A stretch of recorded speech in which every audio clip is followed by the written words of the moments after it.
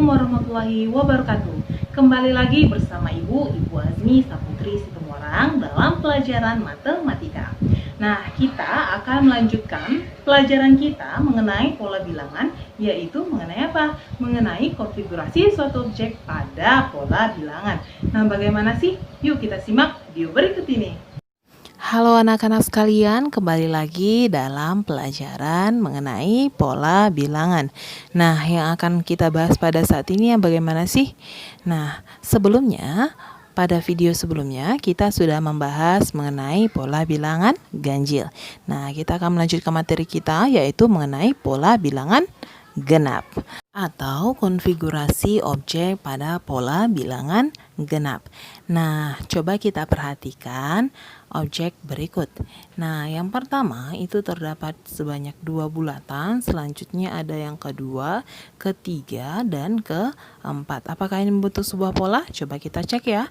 Untuk yang pertama, jika kita perhatikan pada bulatan atau bentuk lingkarannya itu terdapat sebanyak 2 lingkaran atau bulatan. Untuk yang kedua sebanyak 4. Dan yang ketiga itu ada sebanyak 6. Dan untuk yang keempat itu ada sebanyak 8 bulatan atau lingkaran. Nah, jika kita perhatikan antara pola pertama dan kedua, 2 dan ketiga, 3 dan keempat itu bertambah-tambah 2 ya.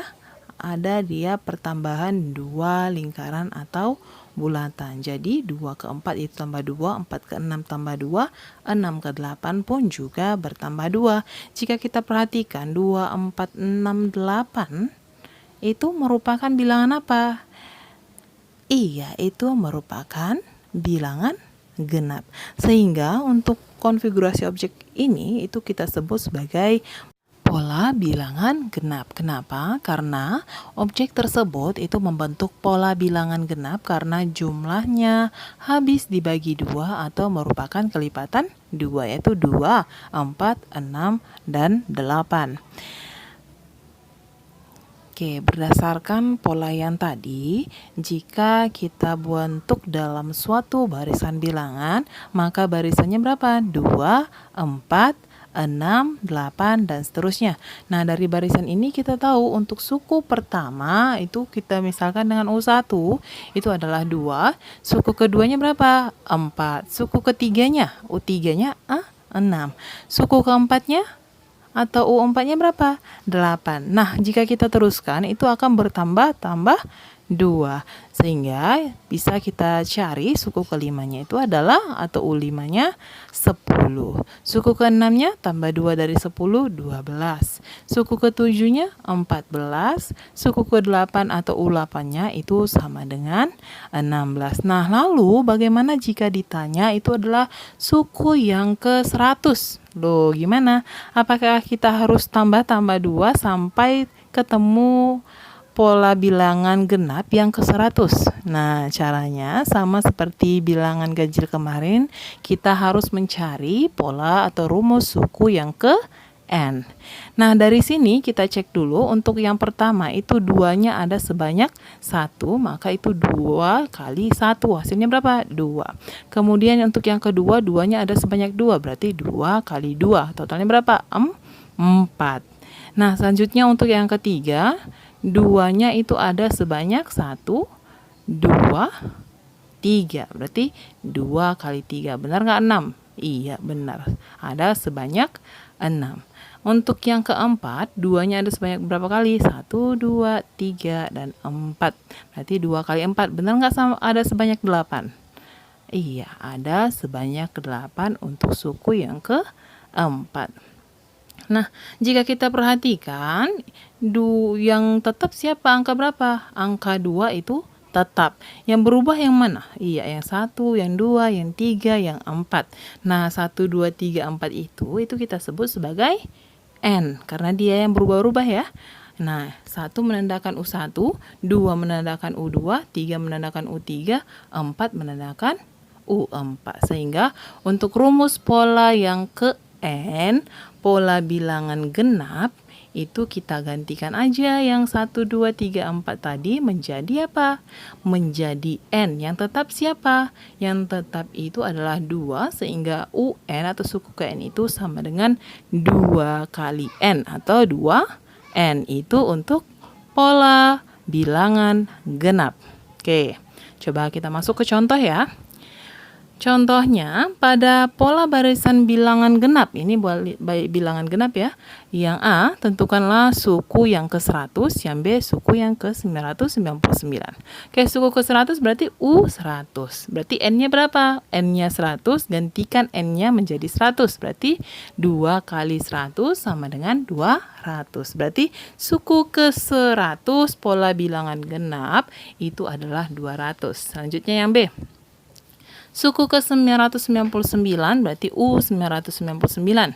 Tinggal gantikan aja pada bilangan genap 2N, berarti N-nya 999. Kalikan hasilnya 1998. Gimana? Lebih mudah kan?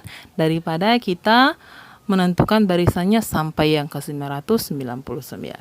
Oke, untuk contoh selanjutnya, tentukanlah suku ke-12 dari pola barisan bilangan genap.